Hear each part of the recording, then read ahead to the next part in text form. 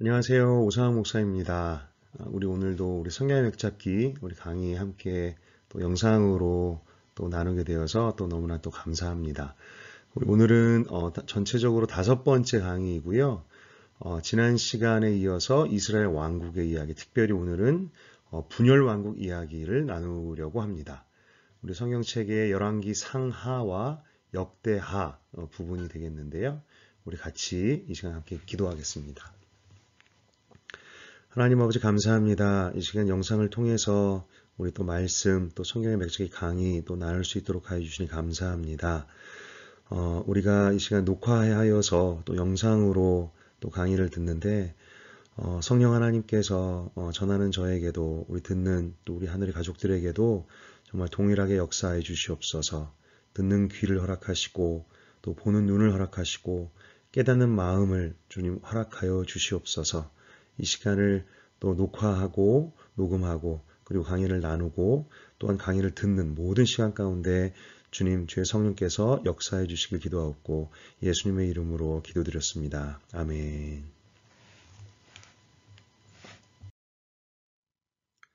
우리 오늘도 우리 구약 목록 같이 한번 외워보고 한번 시작했으면 좋겠는데요. 우리 창세기부터 창출 레민신 이렇게 묶어서 저랑 같이 한번 외워봤으면 좋겠습니다. 시작. 창출 레민신, 수산룻, 삼상삼하, 왕상왕하, 대상대하, 스느에, 욥시 잠전하, 사렘 에겔단, 호요람, 오뵐미, 나합습, 학승말. 이렇게 목록 외우는 게 아마 이제 다음에 우리 선지서 들어가시면 우리 이제 진가를 발휘할 것 같고요. 그리고 저희가 이제 역사서라고 하고 있는 책 중에는 굉장히 우리가 이제 마지막 부분까지 왔습니다. 이제 포로 시대의 세 권만 남겨놓고 우리 이제 열왕기상, 열왕기하, 역대하 말씀 우리 오늘 함께 나눠보도록 하겠습니다. 지난 시간에 저희가 한번 이렇게 이 표를 통해서 같이 한번 좀 나눠봤었는데요. 우리 지난 시간에 우리가 사무엘상과 사무엘하 이 앞부분 나누었었고요. 우리 오늘은 열왕기상과 열왕기하 이 뒷부분. 그래서 제가 제목으로 붙여놓은 것은 우리 분열왕국의 막대 먹은 이야기 그리고 멸망을 향하여 나아가는 이 두 권의 책 이야기를 오늘 같이 나누겠습니다. 자, 우리 열왕기 상하 그리고 역대하 이제 요 부분에 요 시대가 이제 이스라엘 왕국의 역사죠 기본적으로. 그런데 보통 역사책과는 시각이 좀 다른 것이 있는 것이 철저하게 그 초점이 있습니다. 초점이 어떻게 왕국이 분열되었는가 그리고 어떻게 두 왕국이 각자가 멸망의 길을 걸어갔는지가 성경의 초점이라고 할 수 있습니다. 그런데 이제 이 부분이요, 이제 복잡하고 어려운 이유가 무엇이냐면, 이제 나라가 이제 하나에서 두 개로 나뉘다 보니까 북이스라엘과 남유다 이 이야기를 특히 열왕기서 같은 경우는 이제 왔다 갔다 하면서 한단 말이죠. 그 북쪽 왕 얘기했다가 남쪽 왕 얘기했다가 그래서 좀 헷갈리기도 했는데요. 그래서 좀 더더욱 좀 큰 그림을 잘 그려보는 것이 또 중요할 것 같습니다. 자, 열왕기 상하의 큰 그림을 그릴 때 갑자기 생뚱맞게 물고기 그림이 나왔는데요.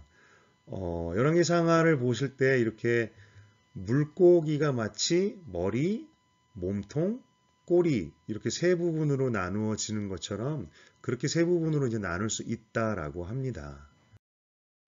이 이야기는 여러분이 아실 거예요. 성경이 읽어지네라고 이해실 사모님께서 쓰셨던 그 또 유명한 또 성경의 맥에 대한 성경 1독 책에서 나온 자료 있는데요.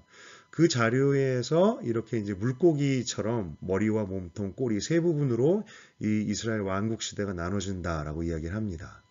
자, 처음에 열왕기는 솔로몬으로 시작하죠. 열왕기상 1장이. 그래서 솔로몬으로 시작되는 이야기가 머리 부분이고요. 그래서 어떻게 솔로몬의 이야기뿐만이 아니라 솔로몬으로 시작해서 어떻게 왕국이 분열되는가가 열왕기상 15장까지 머리 부분이라고 할 수 있겠습니다. 그 다음에 이제 몸통 부분은 이제 대부분이죠. 열왕기상 16장부터, 그러니까 열왕기상의 뒷부분, 그리고 열왕기하의 앞부분까지, 그래서 굉장히 큰 부분이 이제 몸통 부분인데, 여기에 주제는 두 분열 왕국의 이야기입니다. 각 분열 왕국의 이야기. 예. 그래서 이 분열 왕국 때에는요, 북이스라엘과 남유다가 어떻게 하나님을 배반했는가, 어떻게 하나님으로부터 멀어졌는가의 이야기가 주를 이룹니다. 또 그러다 보니까 북쪽 이스라엘 왕의 이야기가 훨씬 더 많이 나와요. 예, 그것은 그만큼 북이스라엘이 하나님으로부터 더 멀어지고 더 하나님을 배신하는 일이 북이스라엘 왕들이 더 많았기 때문이죠. 그래서 특히나 이제 이 아합 얘기가 주로 나옵니다. 아합이 바알을 왕국에 끌어들이는 경로, 이 경로를 타고 남방 유다에까지 바알이 침투하는 역사를 다루고 있다. 그러다 보니까 거기서 주로 또 나오는 두 인물이 있죠. 바로 엘리야와 엘리사입니다. 그 열왕기상과 열왕기하, 그러니까 열왕기의 몸통 부분은요, 이 왕들의 이야기지만 그 가운데 정말 특히 두 명의 선지자의 이야기가 주를 이루고 있습니다. 바로 엘리야와 엘리사의 이야기지요.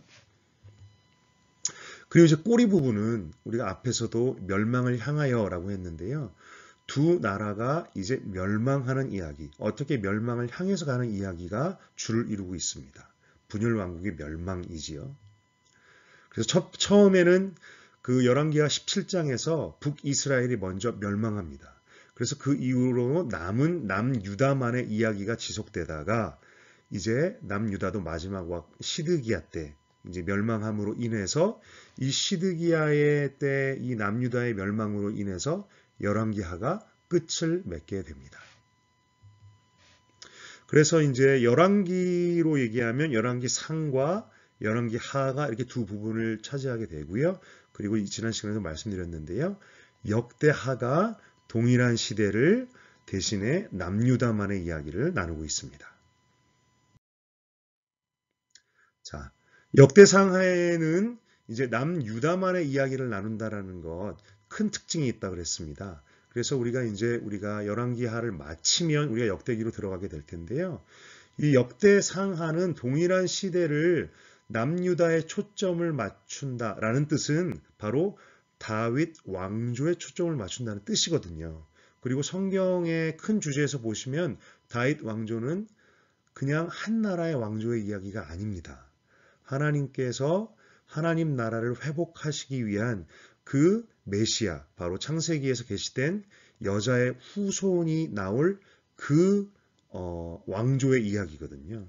그래서 이 역대상 처음에 1장에서 9장짜리, 와, 엄청 길죠.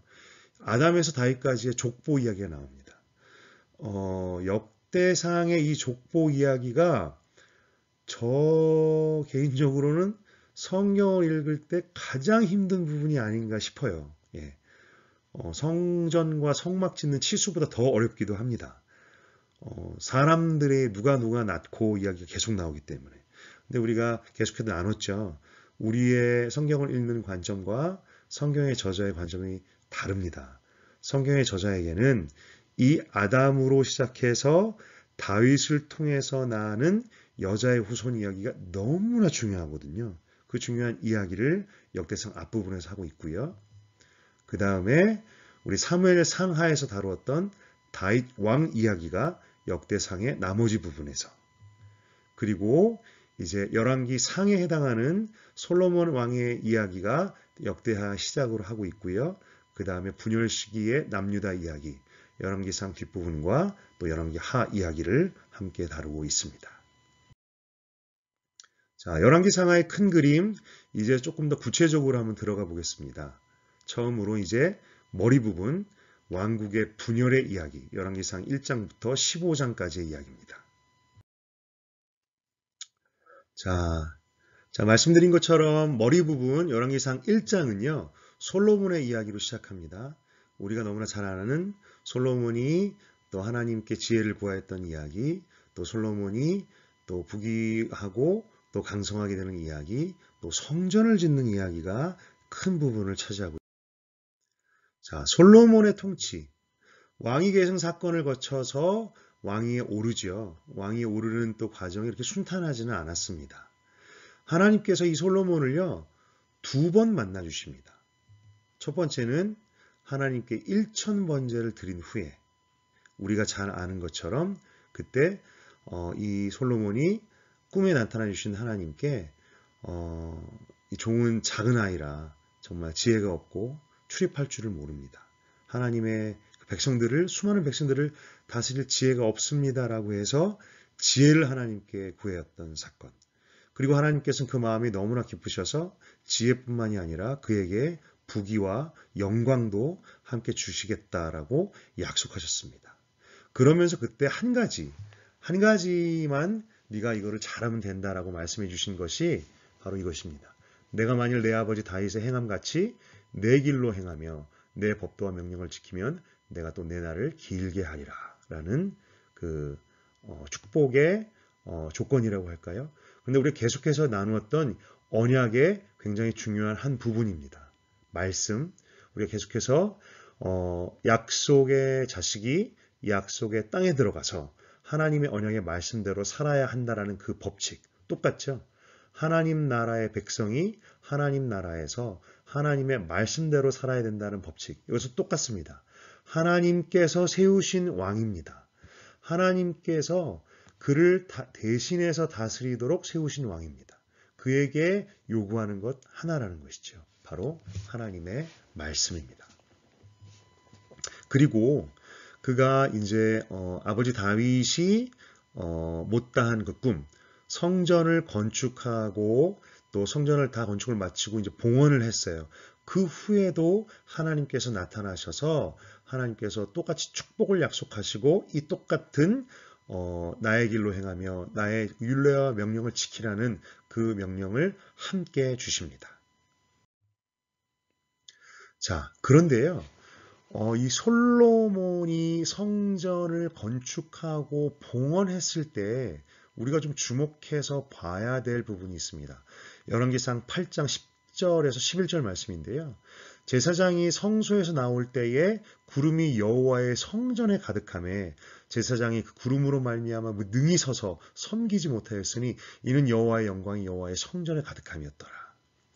이 장면은요 굉장히 의미가 깊은 장면 같아요.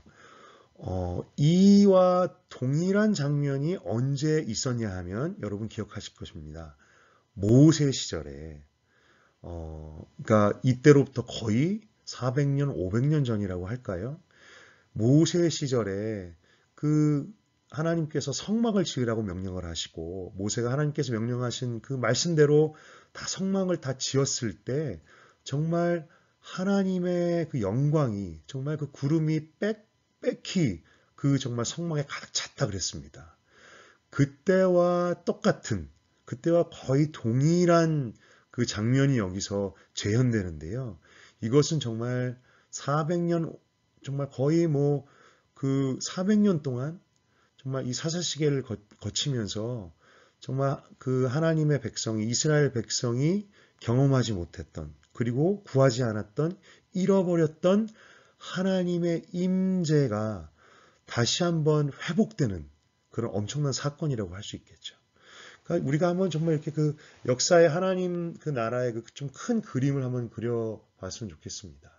이 모세를 통해서 하나님께서 율법을 주시고 성막을 주시고 내가 너희 가운데 함께 사시겠다라고 약속을 주셨거든요.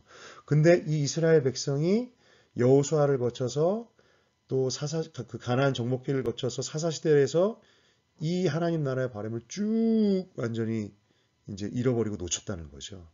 근데 그것을 하나님께서 회복시키시기 위해서 한 사람을 선택하세요. 누구냐 하면 아이 사무엘. 이 사무엘을 부르셔서 이제 말씀을 회복하는 일을 시작하십니다.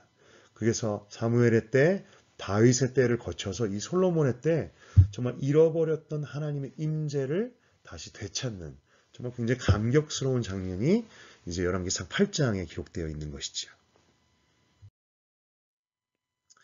자, 그런데 이렇게 엄청난 영광 또 엄청난 그 축복을 받았음에도 솔로몬이 통치 후반에 하나님으로부터 멀어지죠. 그건 왜냐하면 자, 말씀에 이렇게 기록되어 있습니다. 솔로몬 왕이 이방의 많은 여인을 사랑하였답니다. 그리고 정말 많은 그 여인들을 또 정략적인 이유로 결혼하고 통혼합니다. 근데 하나님께서는 일찍이 말씀하셨어요. 그들과 결혼하지 말라. 왜냐하면 그들이 반드시 너희의 마음을 돌려서 그들의 신을 따르게 하리라 하셨으나 솔로몬이 그들을 사랑하였습니다. 그래서 왕이 후궁이 700이요 첩이 300명이라 어마어마한 숫자의 아내들을 맞았습니다. 그런데 그 아내들이 각자 나라에서 온 그 우상들을 섬기도록 했다는 것이죠.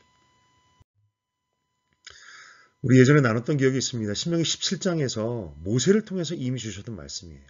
너희가 그 땅에 들어가서 왕을 세워야겠다는 생각이 나거든. 그러면서 삼불, 세 가지 하지 말아야 될 것을 말씀하세요. 그것이 뭐냐면 16절에 병마를 많이 두지 말아라. 그리고 아내를 많이 두지 말아라. 그리고 은금을 많이 쌓지 말라 그랬습니다. 여러분 솔로몬 이야기를 잘 보시면요. 병마, 아내, 은금 이 말씀을 모두 어긴 셈이 됐죠. 예. 어떻게 보면 이 신명기에 주신 이 모세를 통해서 주신 말씀이 마치 솔로몬을 두고 하신 말씀처럼 느껴질 정도입니다. 예. 이 솔로몬이 그러니까 이게 정말 무서운 것이 솔로몬에게는 축복으로 주셨던 것이지만 또 축복으로 여겨졌겠지만 그것이 결국은 그의 마음을 교만하게 하고 또 미혹되게 하는 결과 그리고 또 솔로몬이 18절과 19절에 하나님의 말씀, 율법의 모든 말과 규례를 지켜 행해야 되는 것에 실패라는 것이죠. 하나님께서 약속하셨던 축복의 조건이 분명히 있었습니다. 그것은 내 아버지 다윗의 행함같이 내 길로 행하며 내 법도와 명령을 지켜라 였습니다. 그리고 열왕기상 9장에서 두 번째 하나님께서 솔로몬에게 나타났을 때도 똑같이 말씀하셨습니다. 이 솔로몬이 이것을 실패하죠. 계속해서 이스라엘 백성들이 실패했던 것처럼 하나님의 말씀, 하나님의 언약의 말씀대로 순종하고 지키는 데에 그 길을 가는 데에 실패하고 맙니다. 그래서 솔로몬이 언약을 버린 결과 열왕기상 11장 11절은요. 이렇게 기록해요. 여호와께서 솔로몬에게 말씀하시되 이러한 일이 있었고 네가 내 언약과 내가 내게 명령한 법도를 지키지 아니하였으니 내가 반드시 이 나라를 내게서 빼앗아 내 신하에게 주리라 라고 했습니다. 그러니까 성경은 그 이스라엘 왕국이 둘로 분열되었던 이유가 솔로몬의 아들 르호보암이 뭔가 정책을 잘못했고 어리석게 통치했기 때문이라고 얘기하지 않아요. 무엇 때문이냐면 그 아버지 솔로몬이 언약을 버린 결과라고 분명히 말씀하고 있습니다. 왕국 분열의 원인이 여기에 있다라는 것. 자, 그래서요.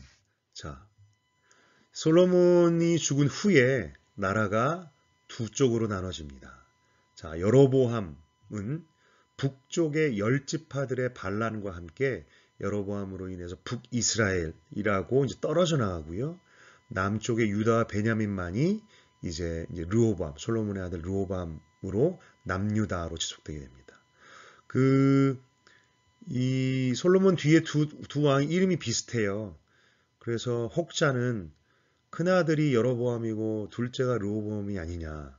뭐 이렇게 뭐 말하기도 하지만 아닙니다. 예, 르호보암이 솔로몬의 아들이고 적통이고 또 여로보암은 신하였습니다. 솔로몬은 신하였습니다. 자, 이 지도를 같이 한번 잠깐 좀 보았으면 좋겠는데요. 지도에 보시면 남유다와 북이스라엘의 영토가 이 정도 됩니다. 그러니까 유다가 이제 남유다와 이 베냐민 지역만 이렇게 다스리게 되고요. 북이스라엘의 영토가 훨씬 더 넓지요. 요단강 여기 쭉 보이시죠? 요단강 동편에 있는 그 다른 지파들의 땅 그리고 유다 지파 이 이북에 있는 모든 다른 10지파의 땅까지 해서 이렇게 북이스라엘과 남유다로 나눠집니다. 지도에 좀 보시면 우리가 익히 아는 우리 베들레헴, 예루살렘 다 이 지역에 있지요. 헤브론도 이 지역에 있네요. 자, 요 지역이 이제 흔히들 유다 산지라고 말하는 갈렙이 또 그 이 산지를 내게 주소서라고 말했던 그 유다 산지가 이 지역에 돼 있고요. 이 북이스라엘에서 기억해야 할 도시는 여기 사마리아가 있나요? 여로보암의 때에는 이 도시는 아직 그 건축되지 않았었습니다. 더 좀 훨씬 또 후대에 오므리 왕 때에 건축되는데요. 그때 건축되는 북이스라엘의 수도가 바로 사마리아입니다. 그래서 이 오므리 이전에 그 여로보암 때에는 오히려 이 세겜이 북이스라엘의 수도 역할을 했던 것 같습니다. 그리고 보시면 저 최북단에 있는 단이라는 도시, 보통 이스라엘을 단에서 브엘세바까지라고 표현할 때 쓰는 도시가 여기 있고요. 또 하나 기억해야 할 도시가 베델입니다. 베델. 이 베델은 기억나세요? 야곱이 제단을 쌓았던, 그죠? 야곱이 하나님을 뵀던. 그래서 이곳이 정말 하나님의 집이다라고 해서 벳엘, 하나님의 집이라는 정말 멋있는 이름을 가진 도시인데요. 이 북이스라엘의 여로보암 때 이후로 이 베델이란 이름이 그 부정적인 의미를 갖게 됩니다. 자, 여로보암 왕은 솔로몬 당시의 노역 담당 관리였습니다. 솔로몬 당시에 이 많은 성전과 궁전의 건축일로 인해서 백성들이 많은 부담과 사실 반감도 안고 있었습니다. 그래서 이제 백성들이 이 일 때문에 이제 솔로몬 사후에 이제 르호보암에게 찾아오지요. 근데 이 르호보암이 이때 이제 이 백성들의 그 반감과 부담을 다스리는 데 실패해서 여로보암의 반란으로 이제 북이스라엘이 생기는데, 자, 문제는 이제 여로보암이 이제 북이스라엘의 초대 왕으로 등극합니다. 분명히 여로보암도 하나님께서 세우셨습니다. 하나님께서 선지자를 통해서 또 남유다와 솔로몬에 대한 징계의 일환으로 또 함께 세우신 왕인데요. 이 여로보암이 그럼에도 불구하고 하나님의 말씀대로 쫓아가지를 못합니다. 여로보암에게 고민이 있었습니다. 어떤 고민이었었냐면 백성들이 이제 하나님께 제사를 드리러 가야 되잖아요. 근데 하나님께서는 분명히 그 예루살렘에 있는 하나님의 성전에서만 제사를 이제 드리도록 하셨거든요. 그랬는데 이제 백성들이 예루살렘으로 제사를 드리러 가는 것을 막을 수가 없어요. 여로보암은 이제 정통성이 없는 것이죠. 그런 이제 컴플렉스도 있었던 것 같아요. 그래서 여로보암이 낸 그 생각이 뭐냐면 아까 말씀드린 단이라는 최북방에 있는 도시와 베델이라는 그 예루살렘과 그 남유다와의 그 국경 지역에 있는 도시에 금송아지 제단을 만듭니다. 자, 이 지역입니다. 북쪽에 있는 이 단과 남쪽에 있는 베델. 딱 그러니까 이제 이스라엘의 최북단과 최남단의 주요 도시에다가 이 제단을 쌓는데 거기다 금송아지 형상을 쌓아요. 그리고 이것이 너희를 인도해낸 신이다라고 말합니다. 시내산 밑에서 아론을 통해서 이스라엘 백성들이 패역하게 했던 그 행위와 그 말을 똑같이 합니다. 그리고 산당, 우상을 위한 산당을 전국 곳곳에 지어요. 그리고 유다의 하나님께서 모세를 통해서 주신 절기와 비슷한 절기를 임의로 제정합니다. 그리고 레위인이 아닌 사람, 하나님께서 세우시지 않은 사람을 그리고 그것을 제사장으로 세웁니다. 이것이 하나님 보시기에 너무나 악한 죄였습니다. 그래서 이것을 이후로 성경은 느밧의 아들 여로보암의 죄라고 거듭거듭 이야기합니다. 여러분이 열왕기 이제 상하를 읽으실 때 이후의 왕들에 대해서 그들의 악행에 대해서 그들이 느밧의 아들 여로보암의 죄에서 떠나지 않았다라는 표현이 나오면 이것을 생각하시면 돼요. 우상, 그죠? 그리고 하나님의 말씀을 마음대로 왜곡하고 자기들 마음대로 지키고 혼합하고 하나님을 거역한 죄를 말합니다. 이 금송아지는 정말 좀 어이가 없어요. 어처구니 없어요. 그들이 한 말을 보면 정말 어처구니 없습니다. 하나님 보실 때도 이게 얼마나 악했을까 싶어요. 금송아지 제단을 쌓고 만들고 그 앞에 절한 것뿐만이 아니라 이것이 너희를 인도해낸 신이다. 이것이 너희를 인도해낸 여호와니라 라고 하는 것이 하나님 보시기에 얼마나 가증한 일일까요? 자, 열왕기서는요, 처음부터, 열왕기서의 이제 주제라고 할 텐데요, 처음부터 이제 사무엘상하와 사뭇 다릅니다. 사뭇 다른 것이 무엇이냐면, 같은 맥락으로, 시대적 맥락으로 나아가지만, 주제 면에서 확 달라지는 게 있어요. 무엇이냐면, 인간 왕과 그 나라의 한계가 주제라고 할 수 있습니다. 그러니까 멋있게 시작했던 솔로몬부터 해서 그의 실패와 그의 한계로부터 해서 또 그에게 징계를 위해서 하나님께 세우신 여로보암으로부터 시작해서 계속해서 나타나는 그 열 왕들이 그들이 실패합니다. 하나님의 나라, 하나님의 길을 걷는 데 실패하는 것이죠. 실패의 이야기를 주로 담고 있습니다. 그러다 보니 열왕기서는 대부분 북이스라엘의 실패 이야기를 더 다루는 것이죠. 자, 우리 몸통 이야기로 한번 가보겠습니다. 자, 몸통 열왕기상 16장에서 열왕기하 13장까지 이제 대부분 분열 왕국의 이제 각자의 그 역사의 이야기를 합니다. 어떻게 두 왕국이 하나님으로부터 멀어졌는가? 그리고 주로 북이스라엘 이야기를 한다. 그리고 우리가 너무나 좋아하는 엘리야와 엘리사 이야기가 나옵니다. 자, 우리 이제 몸통 부분으로 들어왔습니다. 아까 그 물고기 그림의 몸통. 자, 열왕기상 16장에서 열왕기하 15장까지 이제 대부분의 이야기를 다루고 있고요. 그리고 주요 인물 아합 얘기를 해야죠. 왜냐하면 엘리야 이야기를 해야 되니까. 그리고 이어서 엘리사 이야기를 하게 됩니다.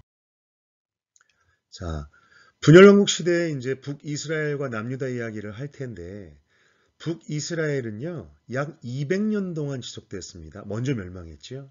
그리고 그동안에 19명의 왕이 있었습니다. 근데 반면 남유다는 좀 더 기름에도 불구하고 왕의 숫자는 비슷해요. 340년 동안 20명의 왕. 그러니까 이제 북쪽 이스라엘이 좀 더 왕들이 재위하는 기간이 짧았다는 이야기겠죠. 왜냐하면 수많은 쿠데타, 9번의 쿠데타, 즉 신하가 왕을 살해하고 왕 위에 올랐던 일이 굉장히 많았습니다. 그래서 그만큼 왕권이 불안정했습니다. 반면에 남유다는 멸망할 때까지 솔로몬 르호보암으로부터 마지막 왕 시드기야에 이르기까지 계속해서 다윗의 직계 후손이 왕위에 오릅니다. 딱 한 번 중간에 위기 한 번 있을 때만 빼고요. 북이스라엘의 이야기를 조금 더 먼저 해보겠습니다.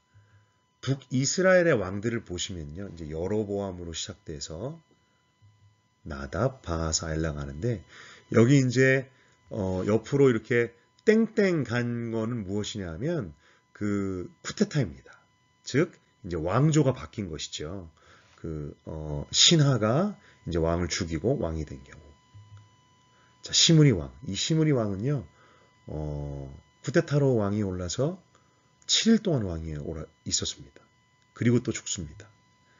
오므리 아합, 아하시아 요람, 예후로부터 시작돼서 여로보암 2세, 살룸부터 시작해서 이제 호세아 마지막 왕까지죠. 자, 좀 굵은 글씨와 색깔이 들어간 왕들, 여로보암, 오므리, 아합, 예후, 여로보암 2세, 호세아는 우리가 좀 주목해서 좀 볼 필요가 있는 왕들입니다. 북이스라엘의 이제 아합 왕의 이야기를 좀 해볼 텐데요. 이제 아까 북이스라엘의 왕들 그 표 나온 데서 이 오므리 왕조, 그 다음에 이제 오므리 다음에 이제 아합 이렇게 나오는데 시대적으로는 북이스라엘이 굉장히 강성한 나라로 발전하는 그런 때입니다. 수도도 새로 사마리아 성을 건축하고 굉장히 뭐 정치적으로 경제적으로는 강성하게 되는 때이기도 합니다. 강성하기 시작하는. 그런데 영적으로는 아주 최악이었던 것이죠. 북이스라엘의 악한 왕의 대명사, 그러면 이제 이 아합이고, 남유다의 악한 왕의 대명사는 바로 므낫세. 이렇게 되는 거죠. 근데 이제 그가 악한 왕의 대명사로 불리게 됐던 이유 중에 하나가 아내를 잘못 만나서 라고 말할 수도 있습니다. 이 아내가 그 유명한 이세벨이죠. 이 이세벨은 페니키아, 두로와 시돈 출신입니다. 그러니까 이방인입니다. 이방 나라의 그 공주였습니다. 근데 그가 극렬한 바알 숭배자라 그랬어요. 예.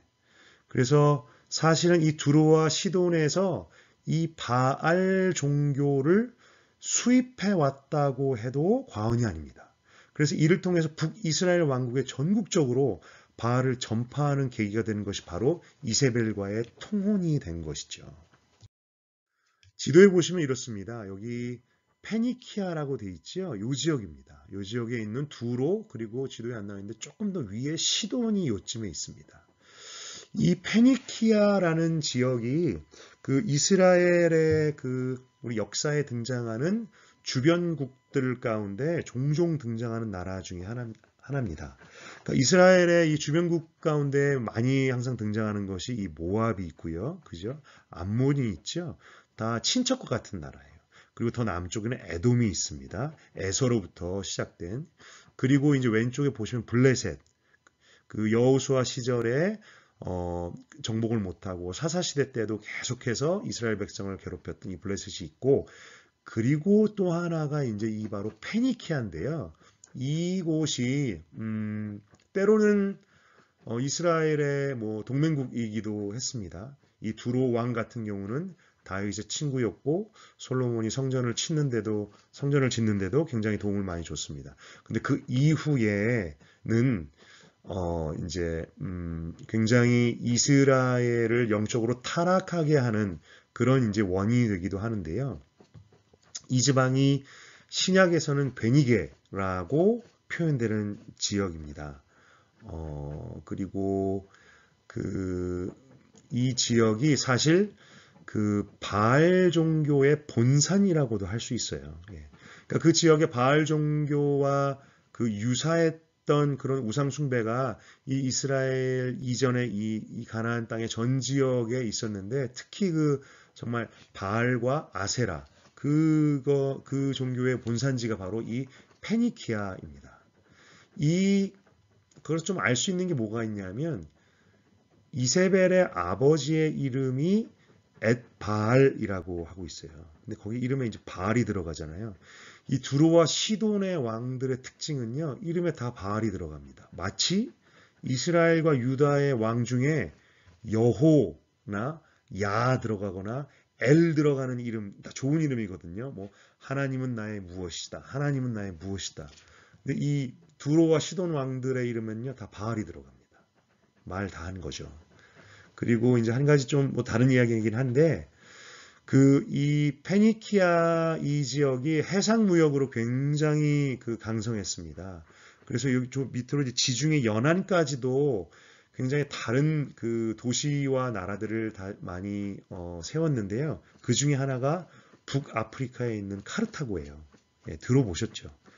이 카르타고에 로마와의 전쟁으로 굉장히 유명한 장군, 애꾸는 장군이 하나 있습니다. 그 사람 이름이 뭐냐면 한니발이거든요. 근데 보세요. 그 사람 이름이 한니바알입니다. 예. 그 사람의 이름이 뜻이요. 바알은 나의 은총이라는 뜻이에요. 예. 말 다 했죠. 예. 이 페니키아인들이 바알 종교에 있어서 굉장히 이스라엘에 악한 영향을 많이 미쳤습니다. 예. 제가 어렸을 때 이 로마 역사 이야기 읽으면 한니발 굉장히 좋아했었는데, 네, 굉장히 그렇습니다. 네. 자, 그래서 이 아합 때의 북이스라엘 왕국이요, 굉장히 그 타락이 심해집니다. 그래서 어떻게 심해지냐면, 이전까지는 혼합주의에 머물렀었다면 이제는 정말 적극적으로 바알을 숭배한 일이 생기죠. 그래서 어떻게 됐는지 우리는 알지요. 예. 하나님의 선지자들을 다 죽였습니다. 그래서 바알과 아세라의 선지자들만이 남고 인정받고 호의호식하는 그런 나라가 되어버렸습니다. 예. 그래서 이제 우리는 드디어 엘리야가 이제 활동하는 시기가 바로 이 시기이지요. 아합과 이세벨의 딸 중에 아달랴라는 딸이 있었습니다. 근데 이 딸이요, 남유다의 왕자 여호람과 정략 결혼을 합니다. 그래서 남유다로 시집을 갑니다. 그런데 남편 여호람이 죽고요, 아들 아하시아가 죽어요. 젊어서 요절을 합니다. 근데 그때 이 아달랴가 유혈 쿠데타로 그 여호람과 그 아하시아, 그 다윗의 그 왕조에 있는 모든 그 자손들을 죽이고 자신이 여왕이 됩니다. 그리고 남유다에까지 바알 그 종교를 적극적으로 확산하게 되는 악한 일을 합니다. 그런데 이 일이요, 다윗의 왕조에 있어서 다윗의 왕조가 끊길 뻔했다라는 것은 성경을 읽는 우리들에게는 좀 더 큰 그림으로 봐야 된다는 것이지요. 다윗의 혈통을 모두 죽이려 했어요. 바로 언약의 위기입니다. 예.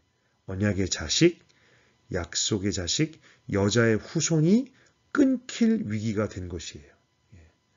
그래서 이 이세벨 그리고 이 아달랴, 이세벨은요, 성경에서 단순히 이방신을 들여온 이방 출신의 공주 이상의 의미를 갖습니다. 그래서 요한계시록에 보시면 여자 이세벨이라는 이야기가 나오지요. 하나님의 나라를 대적하는 어둠의 그 세력의 굉장히 상징적인 존재로 성경에 여겨집니다. 그런데 극적으로 살아남은 요아스에 의해서 이 다윗의 혈통이 계승되는 것이죠. 마치 하나님의 보이지 않는 손으로 계속해서 도도히 유유히 하나님의 자손이 계속해서 그 하나님의 가계가 다윗의 가계가 흘러갔던 것처럼 북이스라엘 왕들, 그래서 이제 오므리 왕조에 이어서 또 이제 쿠데타로 이제 예후가 이제 왕으로 세워집니다. 이 예후는 사실 엘리야를 통해서 기름을 받았어요. 그리고 왕으로 세움을 받으면서 사명을 받았습니다. 바로 오므리와 아합 가문을 이제 징계하는, 예, 그렇게 세움을 받았는데 예후도 사실은 또 결국은 그 여로보암의 길에서 벗어나지를 못합니다. 예후 왕조, 엘리사에 의해서 기름을 받았고, 자, 그 이후에 여로보암 2세가 그 예후의 이제 자손 중에 나오는데요. 북이스라엘의 최전성기입니다. 예. 그 북이스라엘이 그 세계사로 볼 때는 정말 변방의 작은 나라이지만 유일하게 그 주변의 역사에 기록되는 이름 중에 하나입니다. 이 여로보암 2세. 그러니까 북이스라엘을 굉장히 정치적으로, 군사적으로, 경제적으로 강성하게 이끌었던 왕입니다. 그런데 글씨가 새빨갛죠. 이거는 저의 이제 개인적인 편견이 들어가는 것인데요. 영적으로, 종교적으로는 최악이었기 때문에. 예, 이 최악이라는 얘기는 이런 얘기죠. 이전에는 혼합주의였다면, 하나님도 섬기고 우상도 섬기고 이랬다면, 이제는 정말 우상을 향해서 쭉 가버리는 그런 때라는 것이죠. 그럼 이때는 하나님께서 이전보다 더 많은 돌아오라라는 그 음성을 보내주시는 때라는 것입니다. 그래서 많은 선지자들이 이때 활동했고, 아모스, 호세야, 우리가 잘 아는 선지자가 이때 활동했고, 바로 또한 요나가 이때 활동했습니다. 분열왕국 시대는요, 선지자의 시대라고도 말할 수 있습니다. 예, 말씀드렸듯이 북이스라엘과 남유다가 하나님으로부터 멀어지면 멀어질수록 하나님께서는 더 애타게 선지자들을 보내어 말씀을 전하게 하시거든요. 예. 예수님도 비유해서 말씀을 하셨죠.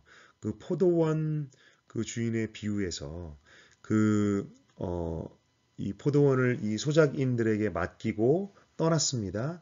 그래서 이제 그 소작인들에게 메시지를 전하기 위해서 그가 이제 종들을 보내요. 근데 종들을 보낼 때마다 소작인들이 핍박하고 때리고 심지어는 뭐 죽이기까지 한다는 것이죠. 그러니까 하나님께서는 계속 이때, 딱 이때를 말씀하신 것입니다. 끊임없이 선지자들을 보내어 말씀하십니다. 어떤 말씀을? 돌아오라, 돌아오라. 그래야 너희가 망하지 않는다라는 말씀을 계속해서 보내주시는 것이죠. 자, 선지자는 이미 이전부터 활동을 했었습니다. 사울의 시대 때 사무엘로부터 해서 다윗의 시대에 나단과 갓 선지자. 그러나 이제 본격적으로 선지자가 활동하는 시기는 이제 분열왕국 엘리야와 엘리사 시대부터인 것이죠.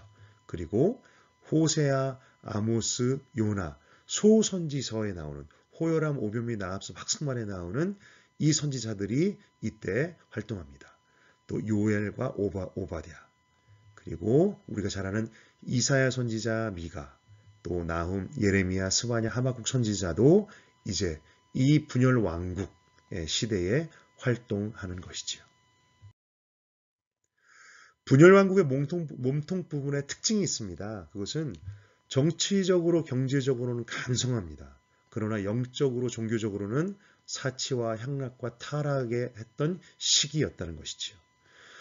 성경에서는요, 그 왕이 정치적으로 어땠는지, 경제적으로 어떤 일을 했는지에는 별 관심이 없습니다. 그래서 아무리 치세가 길고 잘했던 왕이라도, 그러니까 세상적으로 잘했던 왕이라도 짧게 기록되어 있습니다. 그리고 그들이 영적으로 종교적으로 어땠는지는 정확하게 구체적으로 기록하고 있습니다. 그래서 이때 분열왕국의 몸통 부분의 이 특징은요, 벌써 이 멸망의 전초 단계라는 것이죠. 자, 이제 열왕기 상하의 큰 그림 가운데 이 꼬리 부분, 이제 마지막 부분으로 가보겠는데요. 열왕기하 14장에서 25장까지 이제 두 왕국이 멸망하는 이야기를 담고 있습니다. 북이스라엘이 BC 722년 아수르에 의해서 멸망하고요. 남유다가 BC 587년 바벨론에 의해서 멸망합니다. 이 연도의 숫자가 어떤 책에는 587년, 어떤 책에는 586년이라고 기록되어 있는 것을 여러분 보실 수도 있을 건데요. 이것은 그 옛날 고대 역사의 기록 당시에 그 우리와는 다른 그 칼렌더, 그 달력을 썼고, 이 당시에도 두 개의 이 캘린더를 썼기 때문에 우리가 정확하게 기원전 587년이냐 586년이냐를 정확하게 판단하기 어렵기 때문에 학자들마다도 좀 의견이 분분합니다. 그래서 어떤 책에는 587년, 어떤 책에는 586년이라고 기록되어 있는 것이죠. 자, 꼬리 부분이고요. 이제 북이스라엘, 남유다 멸망의 이야기를 담고 있습니다. 아수르에 의해서, 바벨론에 의해서. 자, 그리고 이제 그 열왕기 하가 이제 그 남유다의 멸망과 함께 이제 마치게 되면 이제 그 이후에는 이제 우리가 포로 시대로 들어가게 됩니다. 열왕기하 14장부터는요, 수많은 왕들이 등장합니다. 그리고 또한 사라집니다. 살룸, 므나헴, 부가히야, 베가, 호세아에 이르기까지는요, 정말 등극하고 몇 년 다스리고 죽고 뭐 이런 이야기밖에 없습니다. 그리고 꼭 계속해서 나타나는 이야기는 그들이 어떻게 하나님의 길을 걷지 않았는가라는 이야기를 하지요. 그리고 열왕기 17장에서 드디어 북이스라엘이 멸망을 합니다. BC 722년이고요. 이때 열왕기하 17점을 기점으로 해서요. 마치 열왕기하 17장에서 정말 성경이 하고 싶은 말을 합니다. 북이스라엘이 왜 멸망했는지 17장을 좀 주의 깊게 읽어보셨으면 좋겠습니다. 그리고 이제 17장 이후로는 이제 남유다만의 이야기를 하게 되지요. 그래서 이 이유를 열왕기하 17장 이후를 남유다 단독 시기라고 합니다. 이 남유다 단독 시기에는요. 성경은 또 수많은 하나님의 길을, 다윗의 길을 가지 않았던 왕들의 이야기를 짧게 짧게 하는 가운데 두 명의 굵직한 왕, 두 명의 하나님의 길, 다윗의 길을 갔던 왕의 이야기를 합니다. 그 중에 한 명이 바로 히스기야, 그리고 또 한 명이 바로 요시야입니다. 히스기야는 열왕기하 18장에 보시면 이렇게 그를 평가합니다. 히스기야가 그의 조상 다윗의 모든 행위와 같이 여호와께서 보시기에 정직하게 행하여 그의 전후 유다 여러 왕들 중에 그러한 자가 없었으니 그의 전후 유다 왕 중에 그런 자가 없었습니다. 이건 정말 최고의라고 지금 평가를 받는 것이지요. 왜 그랬을까? 한번 좀 보겠습니다. 남북 왕국 중에서 가장 좋은 평가를 받는 히스기야 왕. 자, 이때가 이사야 선지자가 활동했던 시기고요. 히스기야 때 그리고 뿐만 아니라 이 남유다의 모든 왕들을 판단하는 구절이 있어요. 무엇이냐 하면 평가하는 구절. 다윗의 길을 따랐는가 그렇지 못했는가가 좋은 왕이냐 좋은 왕이 아니냐를 그 판단하는 기준입니다. 그런데 그 다음에 조금 더 하나 세부적으로 또 하나 평가하는 것이 있습니다. 그것은 무엇이냐 하면 그가 산당과 우상을 폐하였는가 아닌가 이렇게 됩니다. 그러니까 이제 이렇게 돼요. 이제 북이스라엘의 왕들 같은 경우는요. 좋은 왕이 거의 없습니다. 그래서 그 왕들을 평가하는 말은 그들이 느밧의 아들 여로보암의 길을 갔느냐 안 갔느냐 뭐 이렇게 평가하고요. 그 다음에 남유다 같은 경우는 좋은 왕이 아니냐가 다윗의 길을 따랐는가 아닌가라고 되는데요. 다윗의 길을 따른 좋은 왕들 중에도 A급 왕과 B급 왕을 구분하는 기준이 있습니다. 그 기준이 뭐냐면 바로 그들이 산당과 우상을 폐하였는가 아닌가라는 말이에요.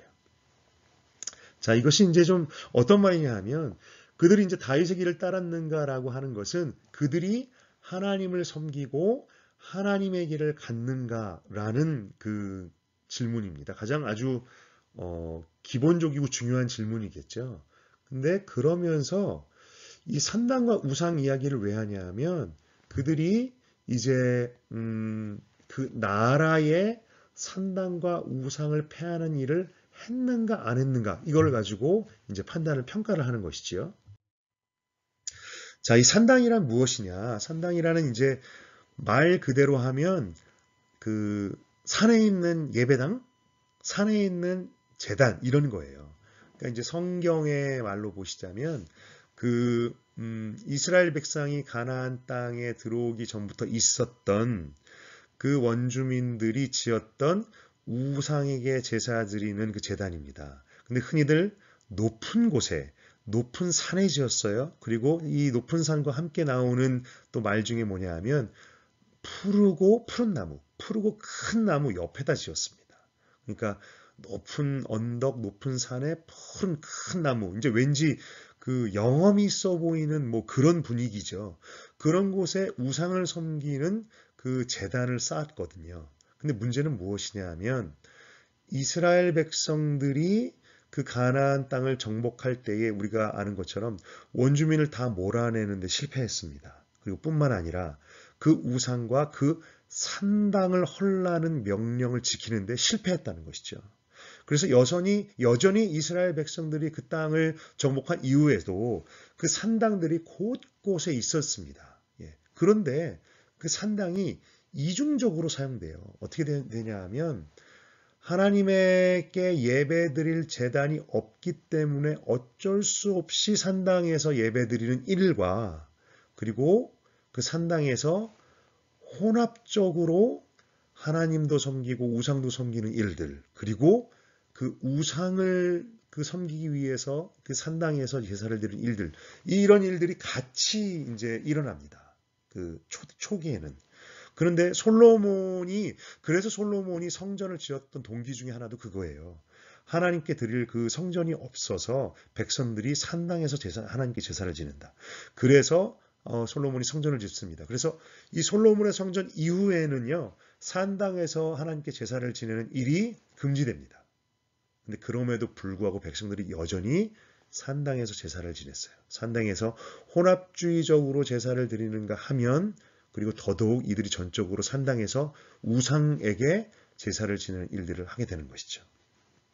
자, 그렇다면 이제 요아스 왕의 얘기를 해볼게요. 요아스 왕은 여호와 보시기에 정직히 행한 다윗의 길을 갔던 왕입니다. 꽤 좋은 왕이에요. 그런데 그가 산당들을 제거하지는 않았대요. 여러분 왜 그랬을까요? 여러분 이렇게 볼 수가 있습니다. 그가 그 자신이 하나님을 섬기는 일은 했습니다. 그 자신은 하나님의 길을 가고자 했습니다. 그런데 이미 그 나라에 전에 만연해 있던 그 백성들이 산당에서 우상에게 제사하는 그 일까지 하지는 그 일을 이제 모두 분쇄하는 일까지 하지는 못했던 거예요. 여러 가지 이유가 있겠죠. 힘이 없기 때문도 있을 것이고, 백성들의 그 여론과 그 백성들의 뭐랄까, 좀 사람을 의식하고 사람을 두려워하는 마음도 있을 수도 있을 것이고, 그리고 실제로, 여러분 생각해 보시면, 실제로 왕이 그 일을 하고자 하더라도 온 땅과 온 백성의 그 일을 그 정말 수많은 그 장애물들을 뚫고 가는 일은 정말 쉽지 않았을 것입니다. 그렇기 때문에 이들이 B급 왕의 평가를 받는 것이죠. 자신은 하나님의 길을 가고자 했지만 정작 그가 복의 근원이 되고 복의 통로가 되어서 그 여러 어려움을 무릅쓰고 온 그 땅을 개혁하는 일은 하지 않았다라는 것입니다. 예. 그러니까 이것이 우리들에게도 성경이 말씀해 주시는 바가 있는 것 같아요. 나만 믿느냐 아니면 나뿐만이 아니라 내 가정, 내 자녀 혹은 내 이웃, 내가 사는 이 땅까지도 내가 복의 통로가 돼서 그 복음을 전하고 우리가 믿는 그 믿음과 그 신앙을 전하는 일을 하느냐 못하느냐, 이것도 하나님 앞에 A급, B급 이렇게 나눌 수도 있겠다라는 생각이 듭니다. 나만 믿느냐 아니면 다른 이들에게도 어려움을 불구하고 믿게 하느냐라는 것이죠. 그리고 다시 한번 히스기야를 보시면 어떤 일을 했는가가 정확하게 나와 있습니다. 그 자신이 다윗의 길을 가기로 했어요. 그래서 그가 여러 산당들을 제거하고 주상을 깨뜨리고 아세라 목상을 찢으며 모세가 만들었던 놋뱀, 그들이 우상으로 갖고 있던 그 놋뱀을 이스라엘 자손이 분향하기 때문에 그것을 부수고, 그리고 히스기야가 그렇게 하나님 여호와를 의지했는데 그래서 그의 전후의 유다와 여러 왕 중에 그러한 자가 없었다라고 평가를 받는 것이지요. 이제 나오는 남유다 단독 시기의 두 번째 또 좋은 왕, 하나님께 인정받는 왕은 요시야 왕입니다. 열왕기하 22장 2절에 요시야가 여호와 보시기에 정직히 행하며 그의 조상 다윗의 모든 길로 행하고 좌우로 치우치지 아니하였더라. 자, 좌우로 치우치지 않았다. 곧장 똑바로 하나님의 말씀대로 갔다라는 거거든요. 성전 보수 과정에서 그 잃어버렸던, 왠지 모르겠는데요. 언젠지 모르겠는데요. 율법서를 잃어버렸어요. 근데 저희가 가만 좀 추측해 볼 수 있습니다. 아마도 그 아달랴 때에 마치 북이스라엘에서 그 하나님의 선지자들을 모두 그 어머니 이세벨이 죽였던 것처럼 이 아달랴 때에 이 일들을, 선지자를 죽이고 그 하나님을 믿는 그 신앙을 또 끊으려는 그 일들을 했을 그 당시에, 그러니까 모든 율법서를 막 불태우고 막 그랬겠죠. 그때 누군가가 성전 깊숙이에 이 율법서, 아마도 모세오경을 숨겨놨던 것 같아요. 그것을 성전을 보수하다가 찾습니다. 그리고 요시야가 그것을 읽고 완전히 그들이 자신이 잘못했고 그들의 조상들이 잘못했다라는 것을 정말 깨닫고 정말 옷을 찢으며 회개합니다. 그래서 율법에 의거하여 회개와 개혁을 시도하게 됩니다.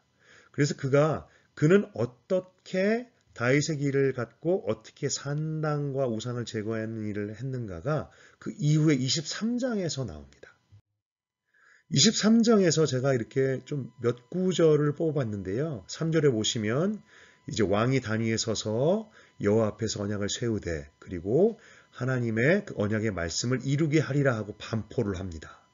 그러면서 4절부터 바알과 아세라와 하늘의 1월 성신을 위하여 만든 모든 그릇들을 여호와의 성전에서 내다가 예루살렘 바깥 기드론 밭에서 불사르고 그것들의 재를 베델로 가져가고 5절에 그 유다 왕들이 옛적에 세웠던 그 산당들, 그 제사장들을 폐하고 그리고 바알과 1월 성신, 해와 달과 별과 하늘의 모든 별에게 분향하는 자들을 폐하고 또 하나님의 성전에서 아세라 상을 내어버리고 그리고 하나님의 성전 가운데 있던 남창의 집을 헐고 이 수많은 우상과 그 산당과 우상으로 인한 그 유다의 곳곳에 들어온 그 악한 일들을 통쾌하게 제거하는 일을 23장 거의 전체에서 한 절 한 절 한 절 통쾌하고 멋지게 합니다. 그리고 또 그 이후에는요, 이미 멸망한 북이스라엘에 있던 그 여로보암이 세웠던 베델에 있는 그 제단, 우상에게 섬기는 제단마저도 가서 그것을 헐어버리고 불태우는 통쾌한 일을 합니다. 엄청난 일을 하지요. 근데 여러분, 우리가 이 요시야의 이 개혁의 이 말씀을 보면 와, 이게 뭐지? 라고 느끼게 되는 게 있어요. 뭐냐 하면 아니, 하나님의 성전 안에 1월 성신을 위하여 만든 그릇들이 있대요. 하나님의 성전 안에 아세라 상이 있대요. 하나님의 성전 안에 남창의 집이 있었대요. 이것이 지금 남유다가 어떻게 된 거지? 이 다윗의 왕조, 다윗의 왕국이 어떻게 된 거지? 라는 생각을 우리가 하게 됩니다. 그리고 그것이 왜 그랬었냐 하면 그 히스기야의 아들 므낫세 그리고 므낫세의 손잡벌에 해당하는 것이 요시야거든요. 그러니까 이 히스기야와 요시야 사이에 바로 므낫세가 있었는데 이 므낫세가 하나님의 보시기에 너무나 악했습니다. 그는 어느 정도였냐 하면 그 우상신을 위하여서 그 자녀들을 그 제물로 바치는 그 불가운데로 지나가게 하는 그 일까지도 행했던 왕이었습니다. 그러니까 그것이 이제 말 다한 것이죠. 이 므낫세의 때에 정말 하나님의 성전 안에까지 이렇게 정말 하나님께서 가증히 여기시는 것들이 곳곳에 들어왔던 것이죠. 그래서 요시야가 그 일을 통쾌하게 개혁을 하는데요. 그러나 요시야의 개혁으로도 너무 늦었던 것이었습니다. 요시야의 개혁에도 불구하고 약 20여 년 후에 유다가 멸망합니다. 그리고 이 마지막 20년은요. 이 요시야 이후의 왕들이 하나님을 붙잡는 것이 아니라 이집트냐 바벨론이냐 두 강대국 사이에서 막 갈팡질팡하는 시기고요. 딱 그 시기가 눈물의 선지자 예레미야가 활동하는 시기입니다. 그리고 BC 587년 혹은 586년 바벨론에 의해서 예루살렘이 함락하죠. 그리고 예레미야는 너무나 안타까운 것이 그 예루살렘이 함락하고 성전이 무너지는 일을 자신의 눈으로 보았기 때문에 더욱더 그가 눈물의 선지자라고 불려지는 것입니다. 자, 이제 결론을 향해서 가보겠습니다. 두 왕국은 왜 멸망했는가? 두 왕국의 멸망의 원인을 성경은 정치적으로 찾지 않습니다. 멸망의 원인을 분명하게 딱 잘라서 말합니다. 언약의 백성이 언약의 땅에서 언약을 버렸기 때문이죠. 이것은 사사시대의 그 백성들이 실패해서 그렇게 어둡고 타락한 길을 갔던 결과와 똑같은 결론이라고 할 수 있습니다. 이 두 왕국은 왜 멸망했는가? 언약의 백성이 언약의 땅에서 언약을 버렸기 때문에. 아까 말씀드렸던 열왕기 17장에서 북이스라엘이 멸망했던 원인을 정확하게 성경이 기록하고 있습니다. 여호와께서 선지자와 선견자들을 통해서 이스라엘과 유다 모두에게 이르시기를 너희는 돌이켜서 너희 악한 길에서 떠나라 라고 말씀했는데도 그들이 듣지 아니하고 그들의 목을 곧게 하기를 그들의 조상들처럼 해서 하나님께서 세우신 언약과 경계하신 말씀을 버렸다라고 합니다. 그리고 자기들을 위해서 두 송아지 형상을 부어 만들고 아세라 목상을 만들고 1월 성실을 경배하고 장이 자녀들을 불 가운데로 지나가게 하면서 하나님 보시기에 여호와 보시기에 악을 행하여서 그를 경노하게 하셨다. 그래서 하나님께서 이스라엘을 제거하셨고 유다 지파 외에는 남은 자가 없으니라. 그런데 유다도 하나님의 여호와의 명령을 지키지 아니하고 이스라엘 사람들이 만든 관습을 행하였으므로 이 남유다와 이스라엘 북이스라엘 멸망의 그 원인을 정확하게 말씀하고 있는 것이지요. 바로 언약의 백성이 언약의 땅에서 언약의 을 버렸기 때문에. 사무엘은 우리에게 이렇게 얘기했습니다. 또 사울에게 왕이 말씀을 버린 것은 하나님을 버린 것이다 라고 얘기했던 것이죠. 열왕기와에서 이 성경 속의 이스라엘 역사는 일단락 되어지는 것처럼 보입니다. 창사기에서 시작된 언약이 체결됐어요. 그리고 출애굽기에서 여호수아에게 이르기까지는 그 언약이 하나씩 자식, 땅, 율법 이런 식으로 성취되었습니다. 그런데 사사기에서부터 다시 언약이 어떻게 실패되고 파기되었는가를 기록하고 있지요. 하나님께서는 이 열왕기하에서도 똑같이 이 언약이 실패된 파기된 이야기로 나라가 망하면서 역사가 일단락되어지는 것처럼 보이는 이때에 언약의 회복을 준비하십니다. 열왕기 상하의 큰 그림을 다시 한번 정리해 보면 이렇게 되지요. 자, 머리와 몸통과 꼬리, 솔로몬으로 시작되어서 자, 남유다의 이야기, 북이스라엘의 이야기, 아수르와 바벨론에 의해서 두 나라가 멸망하는 이야기. 그리고 이제 성경의 역사는 이제 열왕기 하와 역대하 시대적으로 그 이후에 이제 포로 시대, 바벨론 포로 시대로 들어가게 됩니다. 그리고 성경책으로는 여기가 에스라, 느헤미야, 에스더 이렇게 되는 것이죠. 열왕기와 역대기의 차이를 여기서 또 한 가지를 더 이야기할 수 있을 것 같습니다. 이제 시대적으로는 같은 이야기, 그러나 열왕기와는 남북, 역대기는 남유다. 이걸 이제 제가 말씀드렸는데요. 관점과 주제가 조금 다릅니다. 첫 번째, 어떻게 하나님의 백성들에게 심판이 이르게 되었는가라는 것은 열왕기와 역대기가 똑같은 주제를 다루고 있습니다.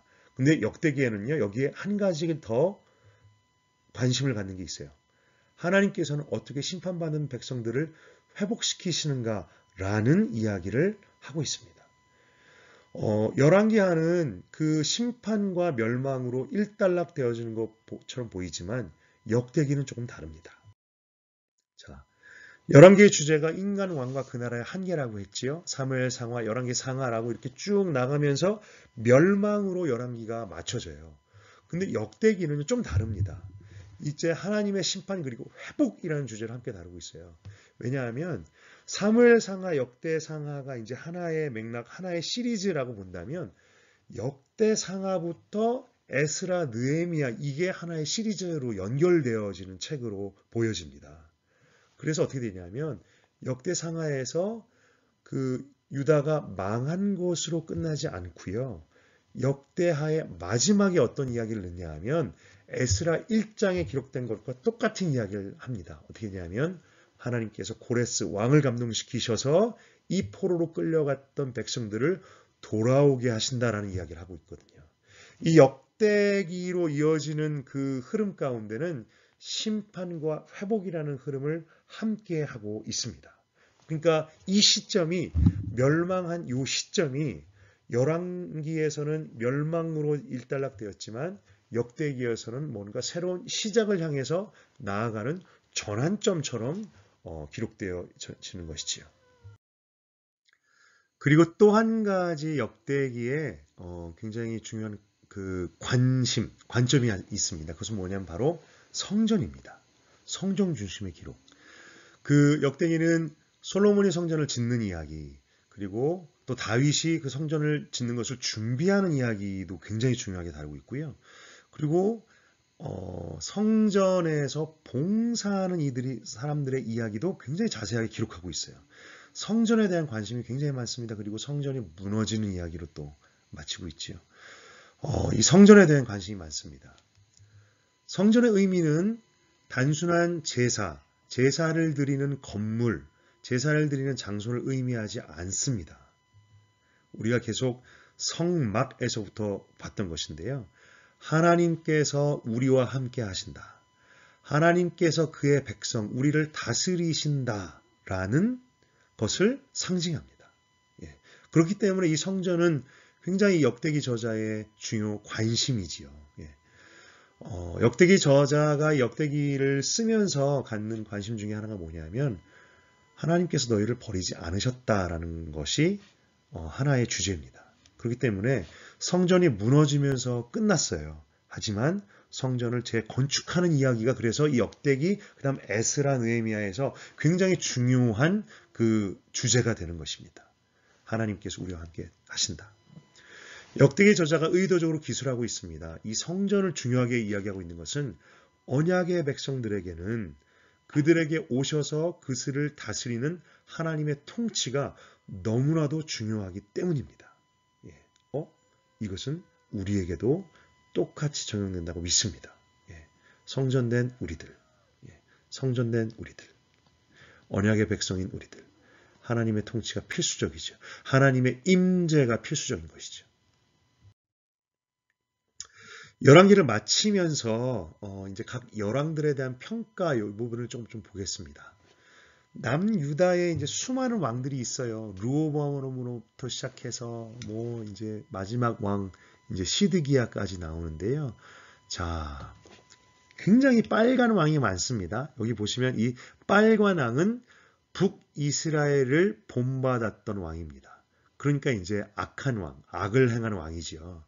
근데 이제 중간에 이제 오렌지색은 아까 얘기했던 B급 왕, 정직은 했으나 자신은 섬기려 했으나 온전히 행하지는 못했던. 예.